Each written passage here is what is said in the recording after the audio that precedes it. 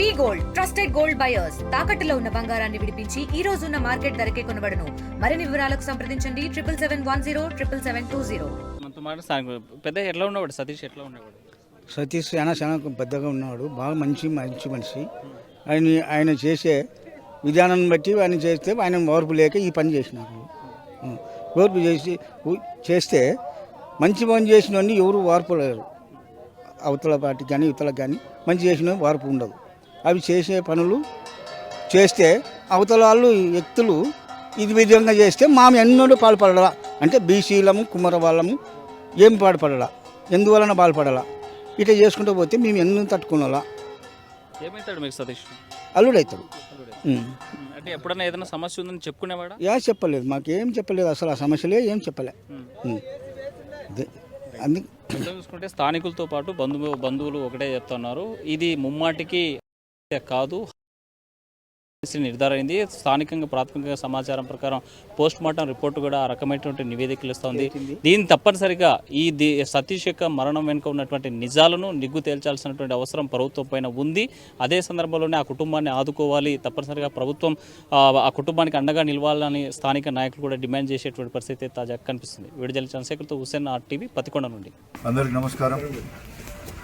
మరి చాలా బాధాకరం, మరి CA ర్యాంక్లో ఉన్న వ్యక్తి పైన ఇలాంటి ఘటన జరగడం, దాంతోపాటు అదే కాకుండా ఆయన ఒక ఎంక్వైరీలో గత 5 ఏళ్ళుగా ఏదైతే వెంకటేశ్వర స్వామి గారి కార్యక్రమ దాంట్లో అవకతవకలు జరిగినాయో దానిపైన ఎంక్వైరీగా ఉండే మనిషిని, ఒక CA ర్యాంకర్ని మరి ఫస్ట్ క్లాస్ క్యాబిన్లో ప్రయాణం చేస్తుంటే మరి అట్లాంటి వ్యక్తిని దొరికించుకొని ఇంత ఘటన జరగడం చాలా బాధాకరం. దీనిపైన కంపల్సరీ గవర్నమెంట్ తరఫు నుంచి ఎంక్వైరీలు కమిషన్లు పెట్టియాలా. అదే కాకుండా మీరందరూ ఇది మోడస్ ఆపరెండి ఒకటి చూస్తుంటే ఆ కాలంలో పరిటాల రవి గారిని ఎలా అయితే హతమార్చిన తర్వాత ఆ కేసులో ఎంతమంది అయితే ఉన్నారో ఒక్కొక్కరు మాయమైపుకుంటూ వచ్చారు. మరి ఇది కూడా సేమ్ అలాంటి ఘటన మాదిరి అనిపిస్తుంది. ఇంత అభివృద్ధిలోకి వచ్చిన తర్వాత కూడా మనం ఇలాంటివి వినాల్సి వస్తుందంటే చాలా బాధాకరం.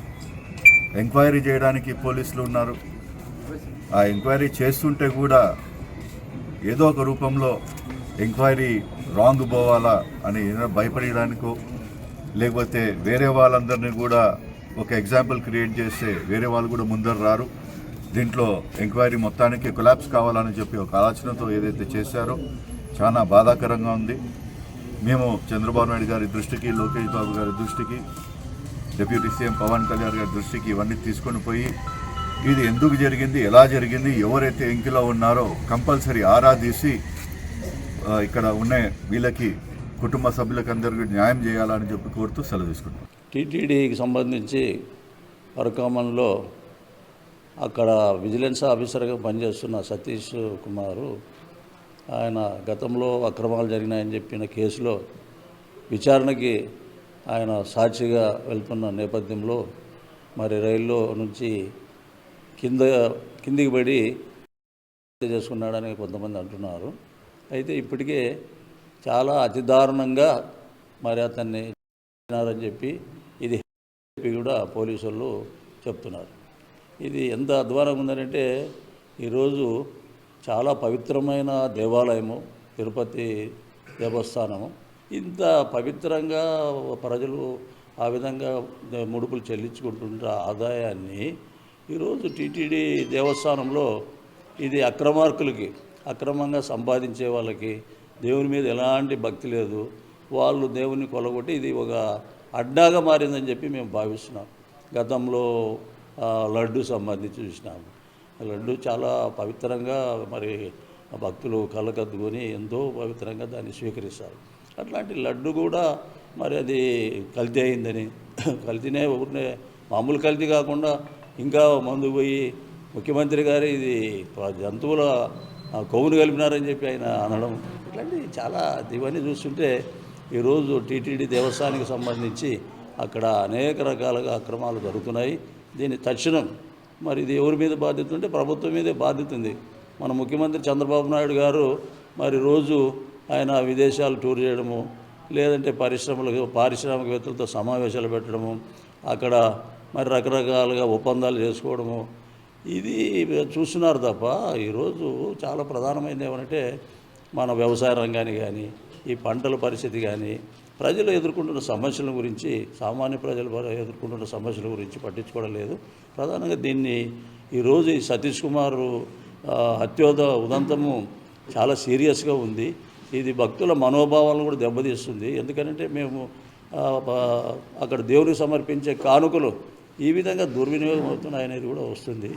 ఇది చాలా బయటకు వస్తున్న వార్తలను బట్టి ఇది ఈరోజుది కాదు, ఈ పరకామణిలో ఏళ్ల తరబడి తత్వంతో కూడా జరుగుతుంది అనేది కూడా అంత చర్చ జరుగుతుంది. కాబట్టి దీన్ని సమగ్రంగా విచారణ చేయాలంటే ఈరోజు సిఐడికి అప్పచెప్పినారు. సిఐడి ఉండింది ఇంతకుముందు, ఇప్పుడు మరి సిఐడి లేదంటే గత ప్రభుత్వం ఈ కేసు మూసేసింది.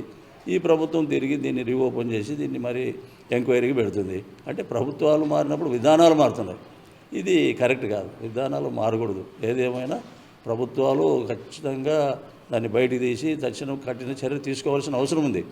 అంతేకాకుండా ఈరోజు ఈ సతీష్ కుమారు అతి చిన్న వయసులోనే దారుణంగా పడినాడు. పోలీసు వాళ్ళే వాళ్ళంతా ఎంక్వైరీ చేస్తుంటే, ముఖ్యంగా వైద్యులు కూడా వాళ్ళంతా కూడా పరిశీలన చేసిన తర్వాత ఇది హత్య అని చెప్పి వాళ్ళు ప్రాథమికంగా ఒక నిర్ధారణకు వస్తున్నారు.